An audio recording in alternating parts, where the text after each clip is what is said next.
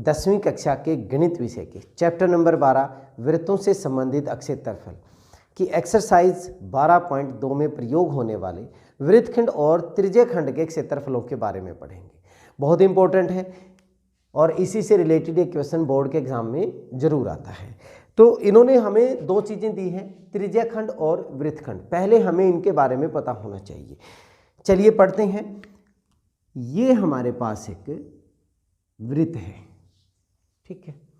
अब इन्होंने कहा त्रिज्यखंड, ये मेरा केंद्र है। केंद्र से अगर मैं वृत्त की परिधि पर कोई बिंदु लेता हूं, मान लीजिए ये मैंने क्या ले लिया, ए ले लिया, तो ये मेरी क्या कहलाती है, त्रिज्या। अगर एक और त्रिज्या हम ले लें बी,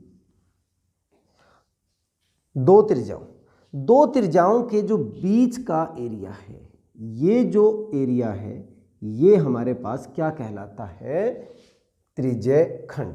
ये जो जगह है यहाँ से ओ ए, अगर मैं इसको पी नाम दे दूं, ओ ए पी बी हमारे पास क्या है, त्रिज्यखंड। अब त्रिज्यखंड अगर आप कहो कि सर ये भी तो ऐसे ही है, ये भी तो दो त्रिज्याओं के बीच में है, यस ये भी त्रिज्यखंड है। ये छोटे वाला है, ये बड़े वाला है, तो इनको हम नाम क्या दे सकते हैं, ये हमारा हो गया लघु त्रिज्यखंड और ये वाला हमारा हो गया दीर्घ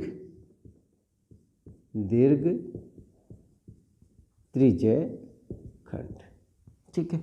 एक लघु त्रिज्यखंड हो गया, एक दीर्घ त्रिज्यखंड हो गया, ठीक है। अब दूसरी बात कहता है वृत्तखंड। अगर किसी वृत्त में एक जीवा ले लें हम, ये जीवा है जो किसी भी वृत्त को दो बिंदुओं पर काटती हो, ये हमारी क्या होती है, जीवा। तो ये वाला जो एरिया है, ये वाली जो जगह है, ये वाला जो क्षेत्र है, ये हमारा क्या कहलाता है, वृत्तखंड। अब वृत्तखंड तो ये भी है, लेकिन ये हमारा क्या होगा, लघु वृत्तखंड, और ये हमारा क्या होगा, दीर्घ वृत्तखंड, ठीक है। लघु वृत्तखंड और दीर्घ वृत्तखंड। अब चलिए इसमें भी हम ये मान लेते हैं ओ ए बी, क्योंकि इनको मिलाओगे तो ये तो फिर भी बनेंगी। अब हमें इनके क्षेत्रफलों की बात चाहिए। क्षेत्रफल इस पूरे सर्कल का, पूरे वृत्त का जो क्षेत्रफल होता है वो क्या होता है, वृत्त का क्षेत्रफल होता है हमारा पाई आर स्क्वायर, यही होता है। अगर रेडियस हमारे पास आर हो तो पाई आर स्क्वायर।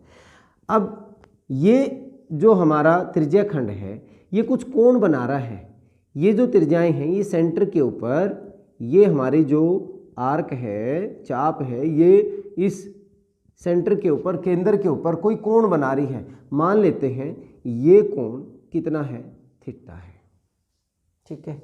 तो इसका त्रिज्यखंड का जो क्षेत्रफल हो जाएगा, त्रिज्यखंड का क्षेत्रफल, देखिए हमारे पास वैसे तो वृत्त का क्षेत्रफल क्या होता है, पाई आर स्क्वायर, लेकिन ये टोटल एंगल कितना होता है, 360। 360 में से कितने एंगल पे बनी हुई है, थीटा पे, तो वैल्यू क्या हो जाएगी, थीटा बटे 360 गुणा में पाई आर स्क्वायर। बहुत ही आसान है, सबको पता है, छोटी क्लासों से हम पढ़ते आए हैं कि एक वृत्त का क्षेत्रफल पाई आर स्क्वायर है, तो जितने में वो एंगल बन रहा है वो क्या बन जाएगा, त्रिज्यखंड का क्षेत्र। अब अगर दीर्घ का निकालना हो तो ये एंगल 360 में से घटा दोगे तो ये हमारा किसका हो जाएगा, दीर्घ त्रिज्यखंड का क्षेत्रफल हो जाएगा। अच्छा, कई बार क्या कह देते हैं, इस चाप की लंबाई भी अगर हमने निकालनी हो, चाप एपीबी की लंबाई, चाप एपीबी की लंबाई अगर ये निकालनी आ जाए तो अब ये देखिए पूरा जो वृत्त है उसकी जो परिधि है, जिस पे पूरा एंगल 360 होता है, उसकी परिधि होती है हमारे पास 2 पाई आर। कितनी होती है, 2 पाई आर, पूरे वृत्त की परिधि। और ये परिधि कितना कोण बना रहा है, सिर्फ थीटा, तो इसका मतलब ये भी क्या हो जाएगा, थीटा बटे 360 गुणा में 2 पाई r। बहुत ही आसान है, ठीक है। अब हम बात करते हैं किसके, लघु वृत्तखंड और दीर्घ वृत्तखंड। इस वृत्तखंड का अगर अक्षेत्रफल हमने निकालना है, ध्यान दें, अगर हम पहले हम इसका, ये क्या है मेरा एक लघु त्रिज्यीय खंड है, इस त्रिज्यीय खंड में से यहाँ पे भी चलो मैं एक पॉइंट ले लेता हूँ, P ले लेता हूँ। इस त्रिज्यीय खंड में से अगर इस त्रिभुज का क्षेत्रफल आप निकाल दो तो हमारे पास किसका बचेगा, लघु वृत्त खंड का क्षेत्रफल। तो मैं इसमें नाम लिख रहा हूँ वृत्तखंड किसका, वृत्तखंड हमारा कौन सा होगा, APB, वृत्तखंड APB का क्षेत्रफल कैसे निकलेगा, त्रिज्यीय खंड का क्षेत्रफल, त्रिज्यीय खंड OAPB का क्षेत्रफल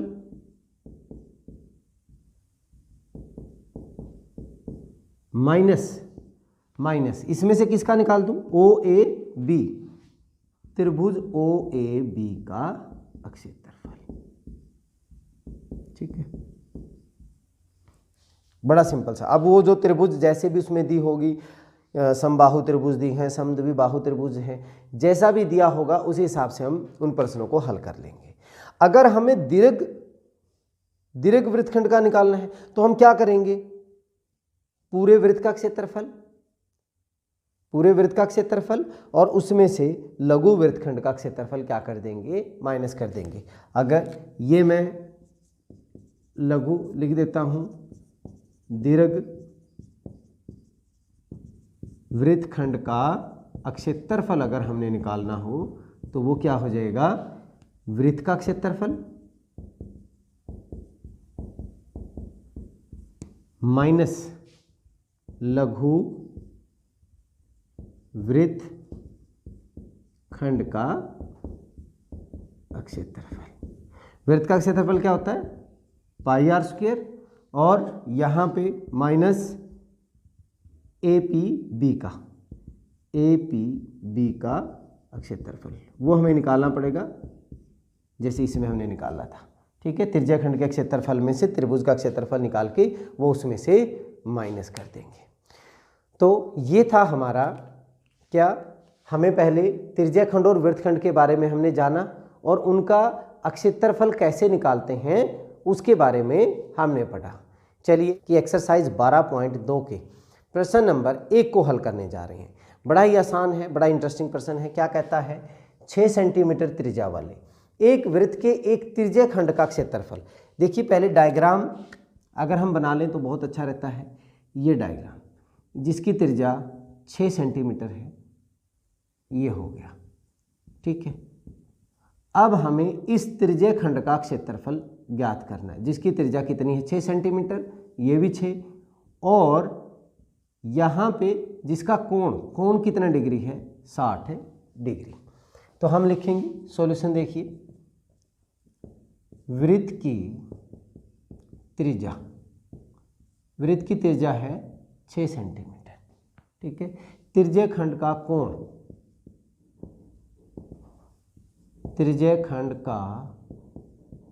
कोण जो है वो हमारे पास थीटा का मान कितना डिग्री है, 60 डिग्री। अब त्रिज्यीय खंड का क्षेत्रफल का फार्मूला क्या बताया था मैंने, थीटा बटे 360 गुणा में पाई r स्क्वायर। क्या हो जाएगा, थीटा कितना है 60 बटे 360, पाई का मान 22 बटे 7, त्रिज्या कितनी 6 गुणा में 6 सेंटीमीटर स्क्वायर। अब 60 से 0 कैंसिल होकर यहाँ पे 6 बच गया, एक 6 से ये 6 कैंसिल, गुणा करेंगे 22 छिका 132 बटे 7 सेंटीमीटर स्क्वायर, आपका आंसर आ गया।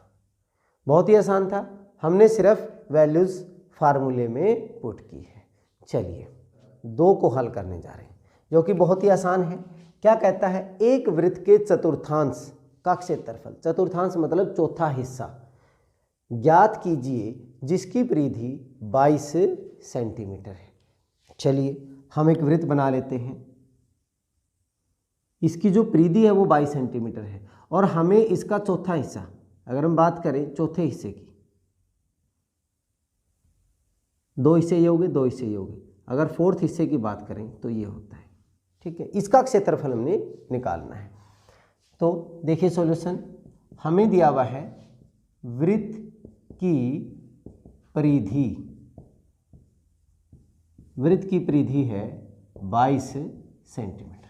माना वृत्त की त्रिज्या हम मान लेते हैं, माना वृत्त की त्रिज्या हमने मान लिया 8 सेंटीमीटर ले लिया। इसलिए वृत्त की परिधि का फार्मूला क्या होता है, ये परिधि 2 पाई r, तो क्या बन जाएगा 2 पाई r किसके बराबर होगा 22, क्योंकि इसके बराबर इन्होंने दिया हुआ है। तो 2 गुना में पाई का मान 22/7 और त्रिज्या हमें निकालनी है 22। r की वैल्यू क्या हो जाएगी 22 तो है ये इधर जाके 7/22 और ये 2 इधर जाके डिवाइड हो जाएगा, 22 से 22 कैंसिल होके r का मान कितना हो गया 7/2 सेंटीमीटर आ गया, 7/2 सेंटीमीटर हमारा r आ गया। अब जब हमें r पता चल गया है 7/2 है, तो हम ये हमारा एक क्या बन जाता है त्रिज्यीय खंड, या मैं ये भी कह सकता हूँ एक चतुर्थांश बोल रहे हैं तो एक वृत्त का चौथा हिस्सा भी कर सकते हो आप, सेम वही चीज आएगी। तो वृत्त के चतुर्थांश का क्षेत्रफल, या तो हम क्या कर दें 1/4 चौथा हिस्सा 1/4 किसका पाई r स्क्वायर का, या आप ऐसे भी कर सकते थे। देखिए पूरा एंगल 360 डिग्री का है, तो ये हमारे पास चौथे हिस्से में कितना आएगा 90, तो 90/360 गुणा में पाई r स्क्वायर। भाई इसको काटोगे तब भी 1/4 ही आएगा।